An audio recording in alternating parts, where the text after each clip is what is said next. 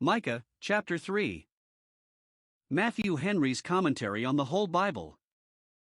An exposition, with practical observations, of the book of the prophet Micah. Chapter 3. What the apostle says of another of the prophets is true of this, who is also his contemporary. Isaiah is very bold, Romans 10 verse 20.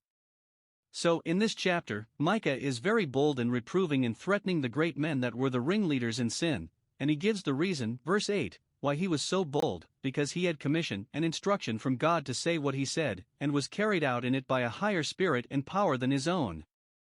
Magistracy and ministry are two great ordinances of God, for good to his church, but these were both corrupted, and the intentions of them perverted. And upon those that abuse them, and so abuse the church with them, the prophet is very severe, and justly so.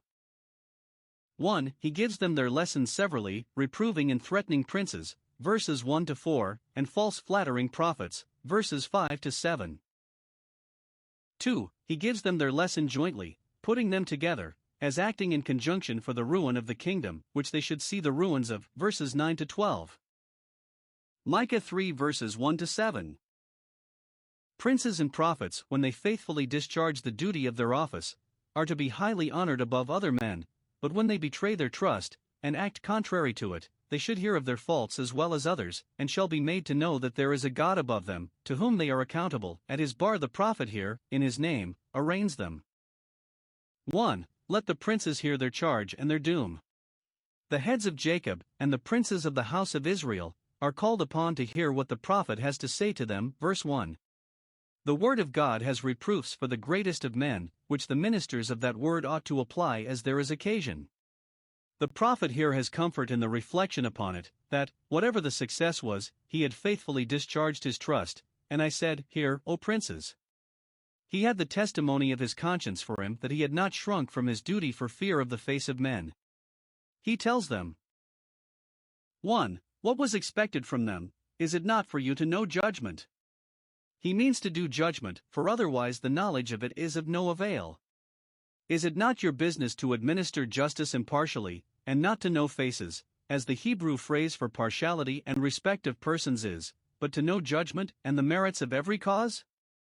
Or it may be taken for granted that the heads and rulers are well acquainted with the rules of justice, whatever others are, for they have those means of knowledge, and have not those excuses for ignorance, which some others have, that are poor and foolish, Jeremiah 5 verse 4, and, if so, their transgression of the laws of justice is the more provoking to God, for they sin against knowledge. Is it not for you to know judgment? Yes, it is. Therefore stand still, and hear your own judgment, and judge if it be not right, whether anything can be objected against it. 2. How wretchedly they had transgressed the rules of judgment, though they knew what they were. Their principle and disposition are bad. They hate the good and love the evil. They hate good in others, and hate it should have any influence on themselves. They hate to do good, hate to have any good done, and hate those that are good and do good, and they love the evil, delight in mischief. This being their principle, their practice is according to it. They are very cruel and severe towards those that are under their power, and whoever lies at their mercy will find that they have none. They barbarously devour those whom they should protect, and, as unfaithful shepherds, fleece the flock they should feed, nay, instead of feeding it, they feed upon it, Ezekiel 34 verse 2. It is fit indeed that he who feeds a flock should eat of the milk of the flock, 1 Corinthians 9 verse 7, but that will not content them, they eat the flesh of my people. It is fit that they should be clothed with the wool, but that will not serve, they flay the skin from off them, verse 3. By imposing heavier taxes upon them than they can bear, and exacting them with rigor, by mulcts, and fines, and corporal punishments, for pretended crimes, they ruined the estates and families of their subjects, took away from some their lives, from others their livelihoods, and were to their subjects as beasts of prey, rather than shepherds. They break their bones to come at the marrow, and chop the flesh in pieces as for the pot. This intimates that they were 1. Very ravenous and greedy for themselves, indulging themselves in luxury and sensuality. 2. Very barbarous and cruel to those that were under them, not caring whom they beggared, so they could but enrich themselves. Such evil is the love of money the root of. 3. How they might expect that God should deal with them, since they had been thus cruel to his subjects. The rule is fixed, those shall have judgment without mercy that have shown no mercy. Verse 4 They shall cry to the Lord, but he will not hear them, in the day of their distress, as the poor cried to them in the day of their prosperity, and they would not hear them. There will come a time when the most proud and scornful sinners will cry to the Lord, and sue for that mercy which they once neither valued nor copied out. But it will then be in vain. God will even hide his face from them at that time when they need his favor, and see themselves undone without it. At another time they would have turned their back upon him, but at that time he will turn his back upon them, as they have behaved themselves ill in their doings. Note, men cannot expect to do ill and fare well, but may expect to find, as Adoni-Bezek did, that done to them which they did to others, for he is righteous who takes vengeance. With the froward God will show himself froward, and he often gives up cruel and unmerciful men into the hands of those who are cruel and unmerciful to them, as they themselves have formerly been to others. This agrees with Proverbs 21 verse 13, Whoso stoppeth his ears at the cry of the poor, he shall cry himself, and shall not be heard, but the merciful have reason to hope that they shall obtain mercy. 2. Let the prophets hear their charge too, and their doom. They were such as prophesied falsely, and the princes bore rule by their means. Observe. 1. What was their sin? 1. They made it their business to flatter and deceive the people. They make my people err, lead them into mistakes, both concerning what they should do and concerning what God would do with them. It is ill with a people when their leaders cause them to err, and those draw them out of the way that should guide them, and go before them in it. They make them to err by crying peace, by telling them that they do well, and that all shall be well with them, whereas they are in the paths of sin, and within a step of ruin. They cry peace, but they bite with their teeth, which perhaps is meant of their biting their own lips, as we are apt to do when we would suppress something which we are ready to speak. When they cried peace, their own hearts gave them the lie, and they were just ready to eat their own words and to contradict themselves, but they bit with their teeth, and kept it in. They were not blind leaders of the blind, for they saw the ditch before them, and yet led their followers into it. 2. They made it all their aim to glut themselves, and serve their own belly, as the seducers in St. Paul's time, Romans 16 verse 18, for their God is their belly, Philippians 3:19. They bite with their teeth and cry peace, that is, they will flatter and compliment those that will feed them with good bits, will give them something to eat, but as for those that put not into their mouths, that are not continually cramming them, they look upon them as their enemies. To them they do not cry peace, as they do to those whom they look upon as their benefactors, but they even prepare war against them. Against them they denounce the judgments of God, but as they are to them, as the crafty priests of the Church of Rome, in some places, make their image either to smile or frown upon the offer according as his offering is. Justly is it insisted on as a necessary qualification of a minister, 1 Timothy 3 verse 3, and again Titus 1 verse 7, that he be not greedy of filthy lucre. 2. What is the sentence passed upon them for this sin? Verses 6 and 7. It is threatened. 1. That they shall be involved in troubles and miseries with those to whom they had cried peace. Night shall be upon them, a dark cold night of calamity, such as they, in their flattery, led the people to hope would never come. It shall be dark unto you, darker to you than to others. The sun shall go down over the prophets, shall go down at noon. All comfort shall depart from them, and they shall be deprived of all hope of it. The day shall be dark over them, in which they promised themselves light. Nor shall they be surrounded with outward troubles only, but their mind shall be full of confusion, and they shall be brought to their wits' end. Their heads shall be clouded, and their own thoughts shall trouble them, and that is trouble enough. They kept others in the dark, and now God will bring them into the dark. 2. That thereby they shall be silenced, and all their pretensions to prophecy forever shamed. They never had any true vision, and now, the event disproving their predictions of peace, it shall be made to appear that they never had any, that there never was an answer of God to them, but it was all a sham, and they were cheats and impostors. Their reputation being thus quite sunk, their confidence would of course fail them. And, their spirits being ruffled and confused, their invention would fail them too, and by reason of this darkness, both without and within too, they shall not divine, they shall not have so much as a counterfeit vision to produce, they shall be ashamed and confounded and cover their lips, as men that are quite baffled, and have nothing to say for themselves. Note, those who deceive others are but preparing confusion for their own faces. Micah 3 verses 8 to 12. Here. 1. The prophet experiences a divine power going along with him in his work, and he makes a solemn profession and protestation of it, as that which would justify him, and bear him out, in his plain dealing with the princes and rulers. He would not, he durst not, make thus bold with the great men, but that he was carried out to do it by a prophetical impulse and impression. It was not he that said it, but God by him, and he could not but speak the word that God put into his mouth.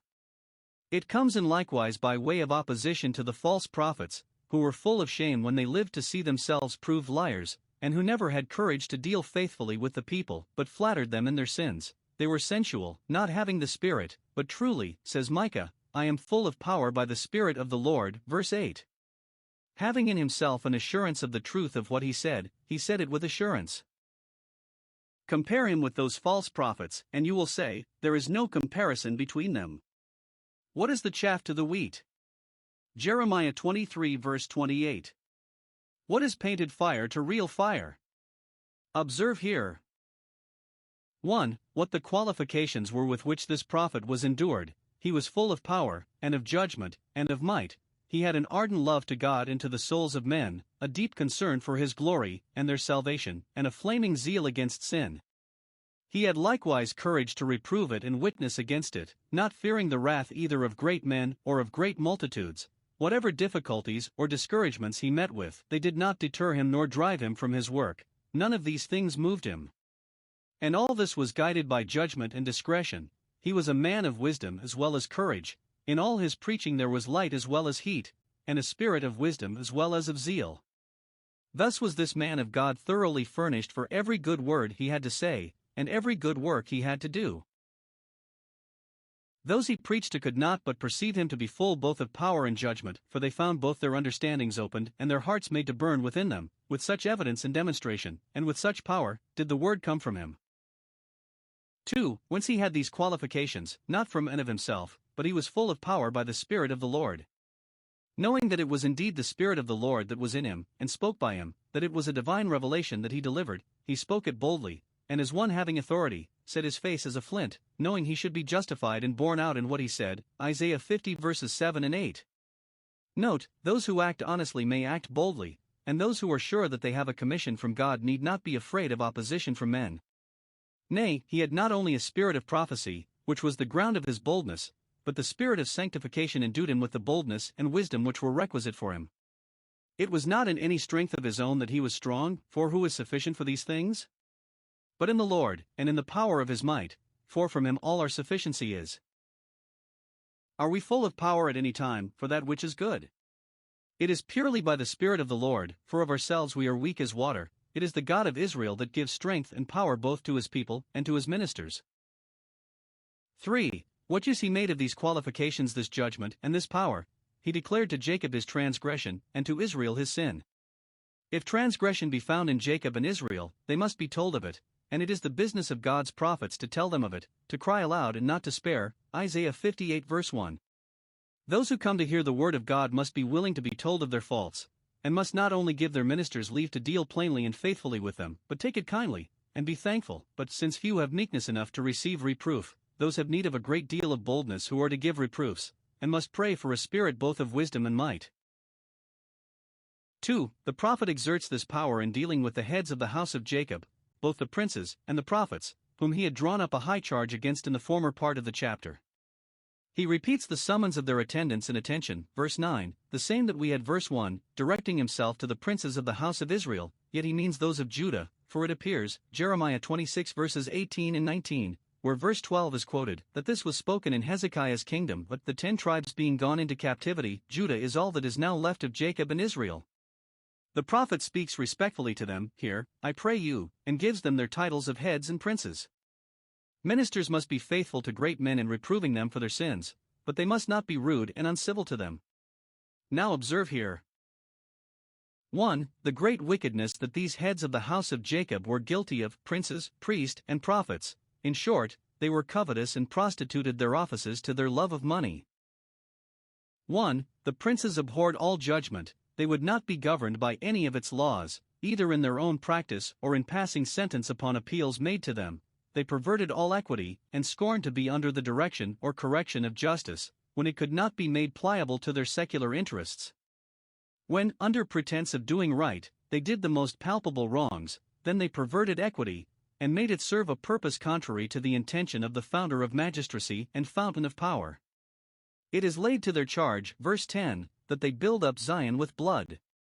They pretend, in justification of their extortion and oppressions, that they build up Zion and Jerusalem. They add new streets and squares to the holy cities, and adorn them. They establish and advance the public interests both in church and state, and think that therein they do God and Israel good service. But it is with blood and with iniquity, and therefore it cannot prosper, nor will their intentions of good to the city of God justify their contradictions to the law of God. Those mistake who think that a burning zeal for holy church, and the propagating of the faith, will serve to consecrate robberies and murders, massacres and depredations. No, Zion's walls owe those no thanks that build them up with blood and iniquity. The sin of man works not the righteousness of God. The office of the princes is to judge upon appeals made to them, but they judge for reward, verse 11. They give judgment on the side of those that give the bribe. The most righteous cause shall not be carried without a fee, and for a fee the most unrighteous cause shall be carried. Miserable is the people's case when the judge's inquiry upon a cause is not, what is to be done in it, but what is to be got by it. 2. The priest's work was to teach the people, and for that the law had provided them a very honorable comfortable maintenance. But that will not content them. They teach for hire over and above, and will be hired to teach anything, as an oracle of God, which they know will please and gain them an interest. 3. The prophets, it should seem, had honorary fees given them by way of gratuity, 1 Samuel 9 verses 7 and 8. But these prophets governed themselves in their prophesying by the prospect of temporal advantage, and that was the main thing they had in their eye. They divined for money. Their tongues were mercenary. They would either prophesy or let it alone, according as they found it most for their advantage, and a man might have what oracle he would from them if he would but pay them for it. Thus they were fit successors of Balaam, who loved the wages of unrighteousness. Note, though that which is wicked can never be consecrated by a zeal for the church, yet that which is sacred may be, and often is, desecrated by the love of the world. When men do that which in itself is good, but do it for filthy lucre, it loses its excellency, and becomes an abomination both to God and man. 2. Their vain presumption and carnal confidence, notwithstanding, they lean upon the Lord, and because they are, in profession, His people, they think there is neither harm nor danger in these their wicked practices. Faith builds upon the Lord, rests in Him, and relies upon Him, as the soul's foundation. Presumption only leans upon the Lord as a prop, makes use of Him to serve a turn, while still the world is the foundation that is built upon. They speak with a great deal of confidence. 1. Of their honor, is not the Lord among us? Have we not the tokens of His presence with us, His temple, His ark, His lively oracles? They are haughty because of the holy mountain and its dignities, Zephaniah 3 verse 11, as if their church privileges would palliate the worst of practices, or as if God's presence with them were intended to make the priests and people rich with the sale of their performances. It was true that the Lord was among them by His ordinances, and this puffed them up with pride, but if they imagined that He was among them by His favor and love, they were mistaken. But it is a cheat the children of men often put upon themselves to think they have God with them, when they have by their sin provoked Him to depart from them. 2. They are confident of their own safety. No evil can come upon us. Many are rocked asleep in a fatal security by their church privileges, as if those would protect them in sin, and shelter them from punishment, which are really, and will be, the greatest aggravations both of their sin and of their punishment. If men's having the Lord among them will not restrain them from doing evil, it can never secure them from suffering evil for so doing, and it is very absurd for sinners to think that their impudence will be their impunity. 3. The doom passed upon them for their real wickedness, notwithstanding their imaginary protection. Verse 12 Therefore shall Zion for your sake be plowed as a field. This is that passage which is quoted as a bold word spoken by Micah, Jeremiah 26 verse 18, which yet Hezekiah and his princes took well, though in another reign it might have gone near to cost him his head. Nay, they repented and reformed, and so the execution of this threatening was prevented, and did not come in those days. 1. It is the ruin of holy places that is here foretold, places that had been highly honored with the tokens of God's presence and the performances of His worship. It is Zion that shall be plowed as a field, the building burnt to the ground and leveled with it. Some observe that this was literally fulfilled in the destruction of Jerusalem by the Romans, when the ground on which the city stood was plowed up in token of its utter desolation, and that no city should be built upon that ground without the emperor's leave. Even Jerusalem, the holy city, shall become heaps of ruins, and the mountain of the house, on which the temple is built, shall be overgrown with briars and thorns, as the high places of the forest. If sacred places be polluted by sin, they must expect to be wasted and ruined by the judgments of God. 2. It is the wickedness of those who preside in them that brings the ruin. It is for your sake that Zion shall be plowed as a field. You pretend to build up Zion, but doing it by blood and iniquity, you pull it down. Note, the sin of priests and princes is often the ruin of states and churches. Delirant regis, plectunta rechivi, the kings act foolishly, and the people suffer for it.